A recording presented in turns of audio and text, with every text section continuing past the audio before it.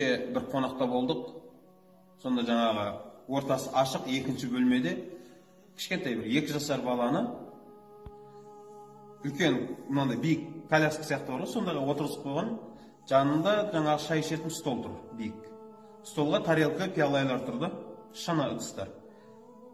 Бала ойнап жаңағы ұмтылып тұрды да бір кезде тарелка жерге түсіп сынды. Бір тарелканы жерге түсірді да сынды ол. Сонда жаңа келін бала ғой, келді да ана баланы енді Алланың құдіреті онышы көрсең аянышты. Ана баланы гүрс ұрып жатыр ғой. Арқасынан, басынан неге сындырасың? Тағы бір қызға қараңыз, қайта сұрайды ғой. Неге сындырасың мынаны? Неге сындырасың деп. Қайта. Алланың құдіреті деймін да, ол балада ол ыдысты сындырмау керек деген ақыл болатын болса, ол бірінші жаңағы палжыңғыға сиюін тоқтатар еді ол. Ондай ақыл болса да, ажырата алатындай дәрежеде болса. Қазіргі сол келіндерге айтар едім. Балаңызды ұрмаңыз. Кішкентай шыны ыдыс үшін балаңызды ұрмаңыз. Кішкентай дүние үшін ұрмаңыз балаңызды.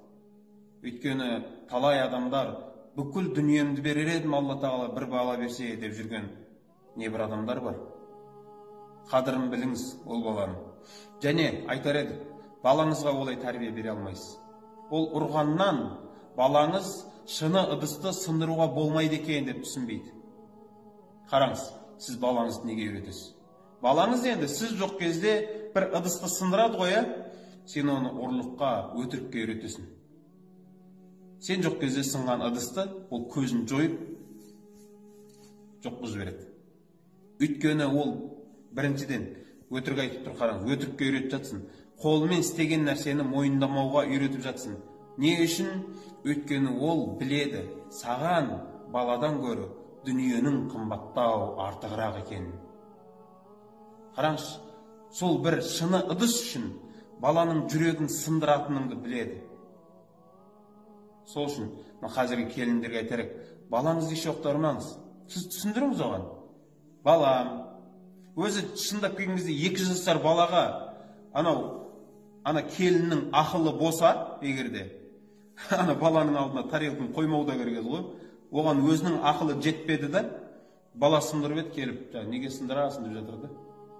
Келіндерге айтар еді, жалпы осы бала тәрбиелеп отқандарға балаңызды еш уақытта ұрмаңыз. Оған түсіндіріңіз.